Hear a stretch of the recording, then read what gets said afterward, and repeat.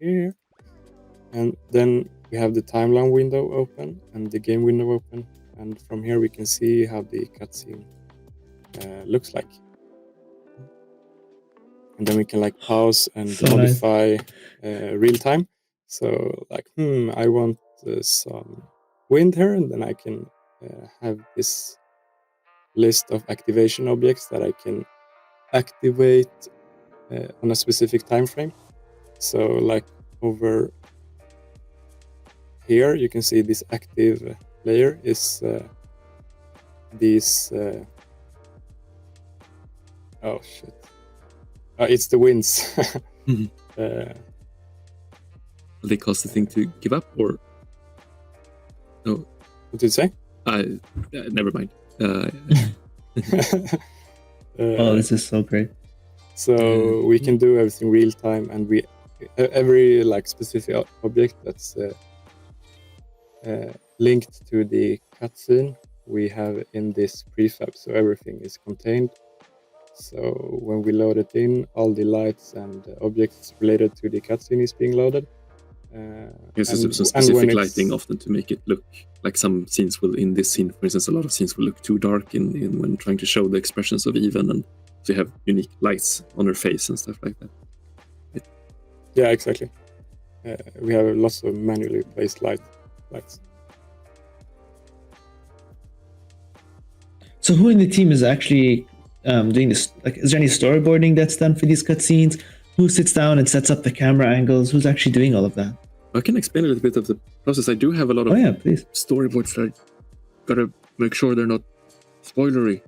But I can check on my window here, just an example. Yeah. Because you just showed me that one, Leo. I hope they're not. I want to see these. So Matthias Lorentzon, one of our technical artists, he is the one who's like taking a chunk out of the environment from here, putting into 3D Studio Max, setting up the characters where they stand, like providing the scene with all the characters and the basic blockouts and he does that first, and then back into Unity to set out all the cameras, and because you got to reset the cameras in Unity, you can't use the same cameras in Max for some reason, and then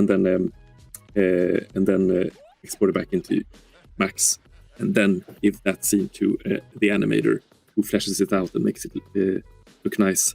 And that way, it's easy to reiterate on cutscenes and just overwrite old cutscenes in Unity that have just had an update in their animation or a tweak. So Matthias always lays the foundation, and I would draw the storyboards based on the script that me and Ryan North wrote, and give that to Matthias first. We would talk. Luckily, he was in the studio. We talked together. And he sorry, excuse me, I dropped the ball. and we would talk together just how the camera would move, and it's easy to explain with hand movements and stuff like that. Mm-hmm. And he would set it up, and we would just bounce back and forth. I know we originally wanted to actually have Matthias on the stream because he has like a lot of knowledge behind the camera system, how to use Cinemachine virtual cameras and stuff like that. So if you guys are interested in that, maybe that can be a dev talk that we can work with you guys on in the future. That would be kind of cool. That would be great. Yeah, absolutely. So I'm just looking in our animation folder here, and for that scene, who animated that one? That's a good question. But I can just look for something fun here. We have in Two Town where you meet Seymour, one of the. I wonder if I can show my. I think it's safe for me to show my Google Drive here. What do you see? Anything that I can just show my screen with everything? You can just show. Are you okay with showing that? Yeah, I think there's no secrets here or anything offensive.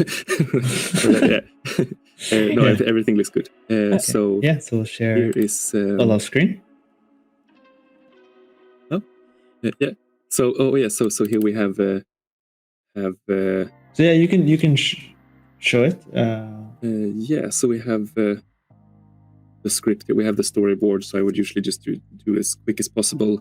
this is where you meet Seymour in Two Town, one of the characters to help you repair Dicey, and just very basic storyboards as quick as possible, and then it's more easy to talk directly to Matthias in this case, and he will just iterate upon this, and there's actually going to be we're going to showcase on social media more of these kind of storyboards and scripts to show the process. These kind of videos showing the cutscene and the storyboard. There you have the script like that. And this is the file that I first give to Matthias, and then to the animator, complete with maybe some video references. In this case, if you see here, he kind of lands. He falls from a top and lands on Dicey, pulls him out of his behind, and this is the reference for that for the animator. Oh, that's amazing. I love this. And it was a really great way to team build over distance as well, just looking silly in the camera. What is this? He just landed from the... I don't know. This is so interesting. I promised there wouldn't be anything offensive, but maybe this is offensive to someone somewhere. I don't know if you ever saw, but Wes Anderson, when he was making, I think it was Fantastic Mr. Fox, there was a great documentary on how he actually created, and that's what he did. He was such a intense control freak over how every scene was animated. Wes Anderson, a control freak? What? What? Yeah. I can just tell from looking at one of his scenes. But they had to build a custom intranet so that he can upload all the little animations that he did for every scene. So it was just a massive internal network that he would just film himself for every single scene to give to the animators day in and day out. And I thought that was so funny. That's crazy. That's a lot of work. Yeah. Me and Victor Becker would kind of split the animation reference work to the the animation directing. He would take gameplay animations, and I would take cutscene stuff. And in some cases, it would be it's a really early version of this scene actually, with some obvious. Yeah, it's a blockout. My butt? He asks. This is the one where you could see the.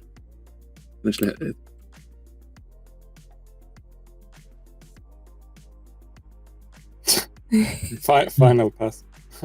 Does the sound work? No, I don't think we're pulling any sound. There's no audio from the video. Oh, shame. Yeah. Oh, well, it's a great actor, but it's Lucas Schunemann. But you will see this soon in our social media. We'll compare it. I'll clip your little video and then we can share it. This is his eye for some reason. And he's going to double check if we have also... Yeah, we have this kind of... we have a recording sometimes maybe with all the voice. The most important part is of course timing, and we had a budget for keeping the cutscenes a certain length. We can actually stop sharing the Google Drive if you want. And thanks. And we actually had we would start out with the voice acting, cutting the lines, and I would put them together in a sound file, just finding the correct timing, while also trying to cut just enough to make it as short as possible. Just the shorter, the cheaper, of course. And then that would work as a foundation sometimes with my recording on top. And then he walks up and he looks really imposing, or he trying to explain whatever can't be explained through just a storyboard or what recording is going on. So that would help the timing that Matthias would base the block out of the cutscene on and then send onward to the animator.